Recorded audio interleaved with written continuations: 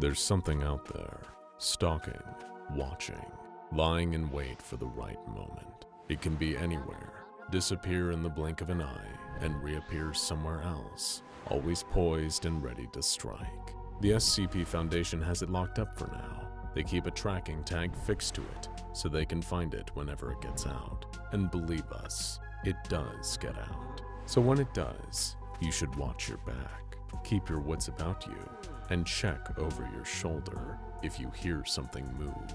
If you aren't careful, it might come for you. If you let your guard slip, even for just a second, you could be next. McLean, Virginia. It's hardly a hotbed of anomalous activity, Viola thought to herself as she pulled up at an unassuming townhouse. When she first joined the SCP Foundation, Field Agent Smithy had imagined her life to be full of adventure, battling anomalous monsters and entities with the power to rewrite reality itself. Instead, she had unwittingly pulled a short straw somewhere along the way, and now got saddled with this, retrieving an anomaly that had gone missing. Viola had no idea what to expect. All she had been told was that according to its tracking tag, the anomaly had teleported into one of 3 potential relocation sites, or PRSs. She just happened to be the closest available field agent station nearby, and was instructed to drive over and collect it and return the escaped SCP to the Foundation.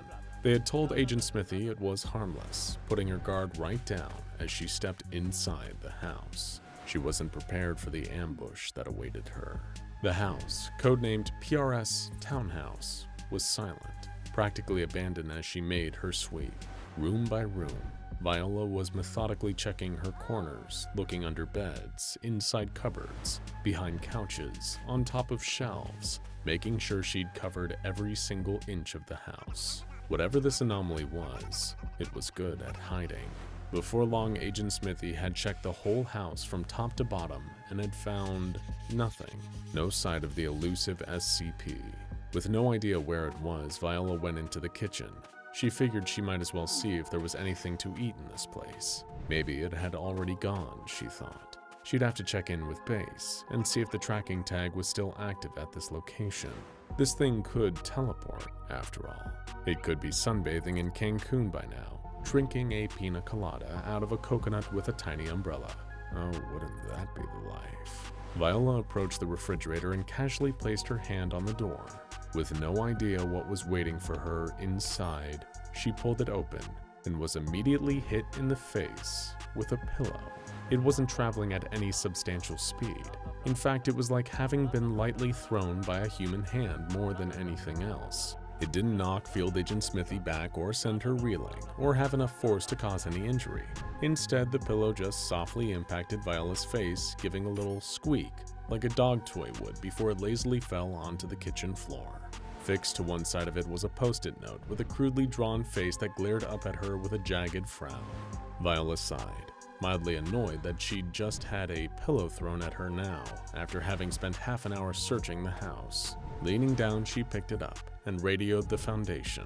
She'd found SCP-3832. But it didn't end there. Oh no. After they got the anomaly safely back in its containment locker, it wasn't long before the Foundation was soon inundated with more pillowy pandemonium. Nobody was safe from being the next victim of a sudden ambush by SCP-3832. Not even a harmless, unassuming researcher like Dr. Franklin Prangley. He had just been going about his day, checking containment procedures were all in place, running a few tests on a few SCPs. The usual stuff for a scientist working at Site-64. That's when the call went out over the comm system. It had happened again. SCP-3832 had vanished from the locker it was usually kept secure in. While on the outside, it looked like little more than an ordinary cushion, this anomaly was the ultimate hunter, displaying behavior almost exactly like that of various highly evolved ambush predators in the wild. And now this hunter was loose again, and it was open season on the Foundation staff. This time it hadn't gone far, having only teleported to a different part of Site-64. As he would soon discover, the cunning cushion was hiding just above Dr. Prangley's locker, waiting for the researcher to return to his office. Then, when he was close enough, SCP-3832 would strike. But the next would-be victim of the predatory pillow had an advantage. The location tracking tag that the Foundation had affixed to the pillow proved to be its downfall, giving Prangley an approximate fix on its whereabouts. Gently pushing his office door open, he instantly spotted it on top of his office locker, ready to pounce on him the moment he got close enough. Slowly and methodically, Dr. Prangley edged around his office, reaching for a meter stick he kept by his desk. With his chosen weapon in hand, the Foundation researcher stepped closer to his locker, eyes fixed on SCP-3832. He was brandishing the wooden meter stick in both hands, carrying it like an early caveman with a handcrafted spear. At that moment, Dr. Franklin Prangley was locked in the dichotomy between predator and prey, that age-old dance, a battle that had raged for almost all of time itself. Man versus pillow. We've all been there, haven't we? Suddenly striking first, Franklin took a sharp swipe at SCP-3832 with his meter stick. He broke out with a smile of glee as the pillow was toppled from its vantage point. It no longer had the high ground over him. Employing a swift offense as the best defense, the noble Dr. Prangley had felled SCP-3832 in one quick, preemptive strike. Or so he thought. As the old saying goes, pride goeth before the fall. Not sooner had it landed in a heap on the office floor than SCP-3832 launched itself back up and limply hit Franklin square in the stomach. He let out a low grunt as the pillow connected with his lower abdomen and squeaked again, announcing to the world that SCP-3832 had just claimed its latest victim. Dr. Prangley might never get over that particular humiliation. If he's eaten by SCP-682 in a week, it will be a merciful reprieve. No one could end this crafty cushion's reign of terror. To stand against this goose feather-filled hunter was to risk certain death. Well, death by embarrassment, at least, which some would argue is honestly worse. Security Officer Jennifer Blair was never the same after it happened to her. It was waiting for her behind the coffee machine in the Site-64 break room. She'd gone in there for a quick cup, just to recharge her energy levels with a boost of caffeine, before getting back to her post guarding the containment level. Poor Jen, she never saw it coming.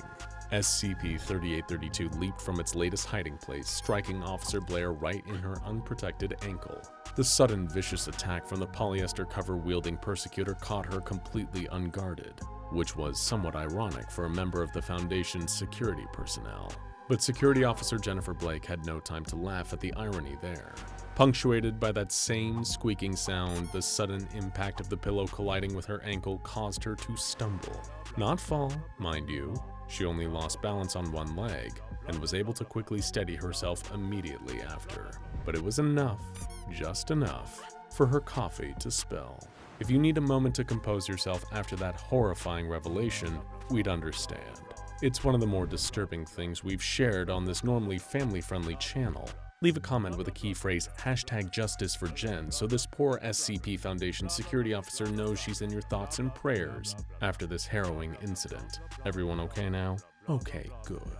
Back to the story at hand. The incident caused Jen to suffer a few minor first-degree burns on her hand and wrist, requiring a 15-minute treatment in the Site-64 infirmary, which the medic described as the worst relatively minor burns I've ever seen. While her external injuries might not have taken much time to heal, now Officer Blake had to bring instant coffee from home to work in a thermos flask.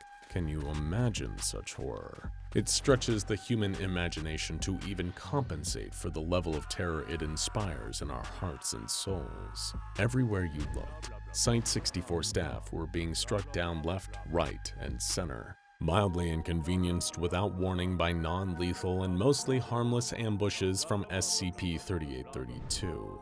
During another relocation incident, the predatory pillow teleported itself back to the location known as PRS Townhouse in McLean, Virginia. Once again, Field Agent Viola Smithy was dispatched to the scene to retrieve the elusive pillow. Only this time, she had learned from her last encounter. She brought backup. Specifically, one other field officer, named Gordon Gompton, to hopefully give the cunning cushion its critical comeuppance. Both field agents knew one of them would have to take the hit, and Gordon stepped up to the task. After all, it had already got Viola once before. It was his turn to face the nightmare that was SCP-3832 head-on. They entered the townhouse, Agent Gompton taking the lead, acting as a human shield against any oncoming pillowy projectiles. Just as they expected, and as it had before, the ambush took place not long after, with SCP-3832 ineffectively hurling itself from its hiding place. But at the last possible second, Gordon ducked out of the way. It was purely instinctive, but it left Viola at the mercy of the oncoming cushion. It was a betrayal of truly Shakespearean proportions, playing out in real time.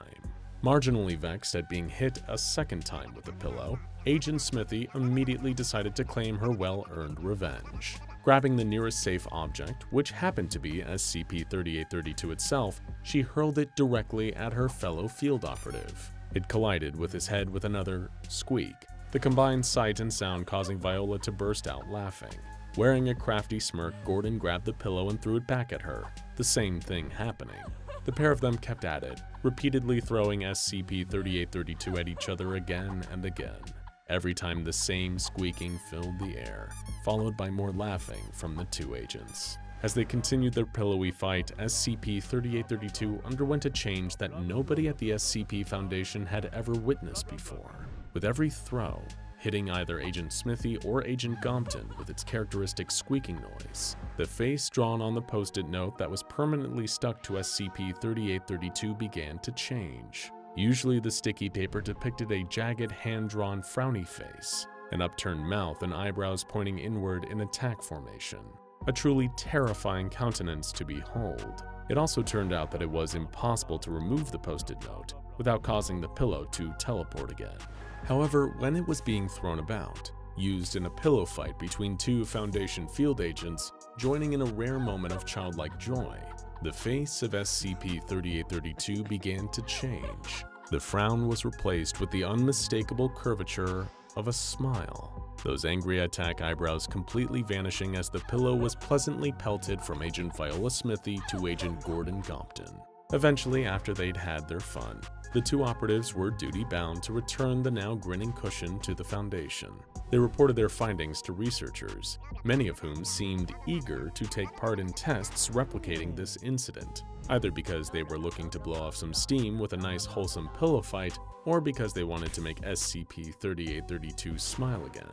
It didn't take long for the fearsome piece of feathered-filled furniture to get back to its old tricks, though.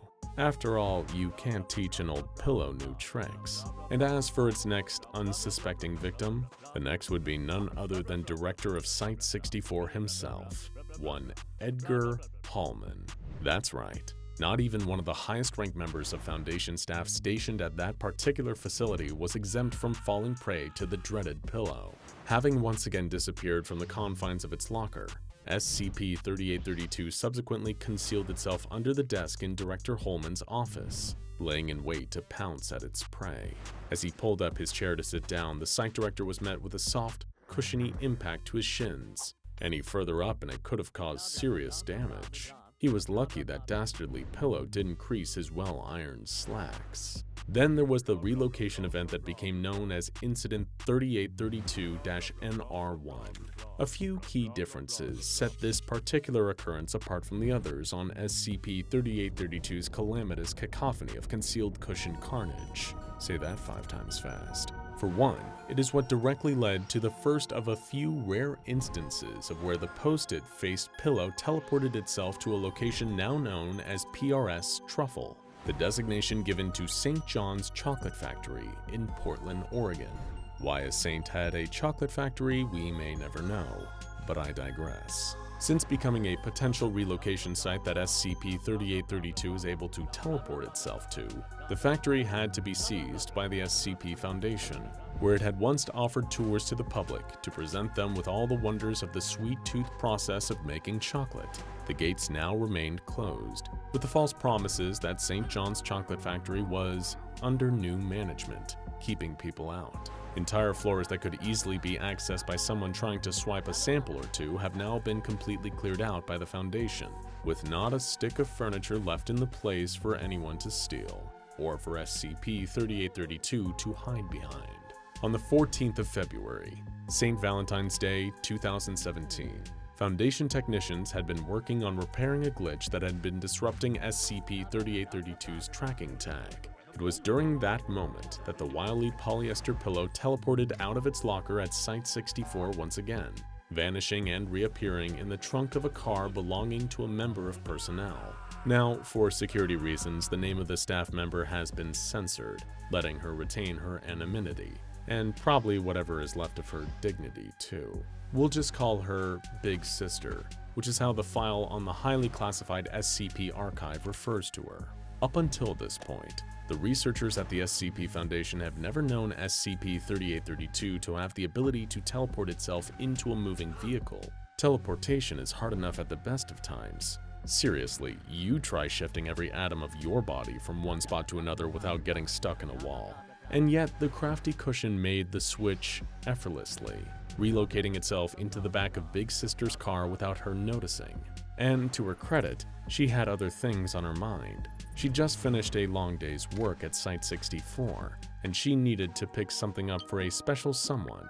It was Valentine's Day after all. As she drove away, Big Sister was completely oblivious to the fact that SCP-3832 could apparently now teleport itself into moving vehicles. The research team studying the pillow and even the security staff she passed at the front gate were equally unaware. Making her way further and further from Site-64, Big Sister pulled onto the freeway, nervously checking her watch. She desperately hoped she could get there in time before the factory closed, and that they'd still have a box left. They had to, right? Who sells out of chocolate on Valentine's Day? It's their biggest sales day of the year, save for perhaps Easter Sunday. Getting closer to St. John's Chocolate Factory, Big Sister could see from a distance that the lights were still on. She relaxed in the driver's seat, breathing a sigh of relief that she'd made it in good time. Her thoughts quickly turned to her sweetheart, imagining the look of delight on their face when she got home and presented them with a shiny, heart-shaped box, filled with a delicious assortment of confectionaries. Parking up, she dashed inside, the last person in before closing time. Little did she know what was still lurking in the trunk of her car, like the urban legend of the axe-wielding killer in the back seat. With her romantic holiday gesture of a box of chocolates all paid for and tucked securely under her arm, Big Sister made her way back to the car. Then, a thought struck her. A terrible thought. She couldn't just leave this in the car. The surprise would be totally ruined if her significant other could see what she'd got for them. There was only one thing for it. The box of chocolates needed to be hidden when she got home. And where else do you think to hide something in a car? In the trunk, of course. As Big Sister unlocked the back and lifted up the trunk lid, a concealed cushion stealth attack of pure pillow force struck her. SCP-3832 launched itself from its hiding place, only to collide with the box that Big Sis was carrying, catching her completely by surprise. Making its signature squeak, the predatory pillow knocked the box sharply upwards into the air and, in a cruel twist of fate, sent the pointed edge of the heart straight into Big Sister's face. The tapered tip was propelled straight into her mouth, chipping her front tooth, as SCP-3832 landed on the ground of the parking lot. It was the most brutally violent attack that SCP-3832 had ever conducted, shocking everyone at the SCP Foundation with its sheer wanton ferocity. Making a call to the SCP Foundation, Big Sister requested a recovery team to come and collect the troublesome cushion, after picking up the present for her Valentine and the fragment of her tooth that it had rather unceremoniously knocked out. Sighing, she leaned against the rear bumper of her car, keeping an eye on SCP-3832 while she waited for the recovery team to arrive. What a way to spend Valentine's Day, Big Sister thought to herself, worried about what her partner would say when she got home late with a chipped tooth. Then she noticed something that, while it didn't fix the situation, at least made her feel a little less bad about it. The post-it note face of SCP-3832 had changed once again. Big Sister grabbed her phone from her pocket to take a picture of it, so she could hand it over as evidence to the research team. Instead of its normal frown scribbled across the sticky note, SCP-3832's hand-drawn expression had become an almost bashful, dimpled smile, with a big pair of cartoon hearts in its eyes. So if you take anything away from this video, it should be this gentle reminder. The chances of you being ambushed and pounced upon by a pillow with a post-it note for a face are, well, statistically speaking, the chances are pretty slim, but they're never zero either. You really should keep your wits about you. Stay alert. Make sure you check for movement when you leave every room, and look under tables and even in your refrigerator just to be safe. And if you see something moving out of the corner of your eye, even just for a split second, then you too might just get hit in the face by a pillow. Now why not go and check out SCP-999 the Tickle Monster and SCP-348 a Gift from Dad to get yourself acquainted with a few of the more adorable anomalies that the SCP Foundation have encountered.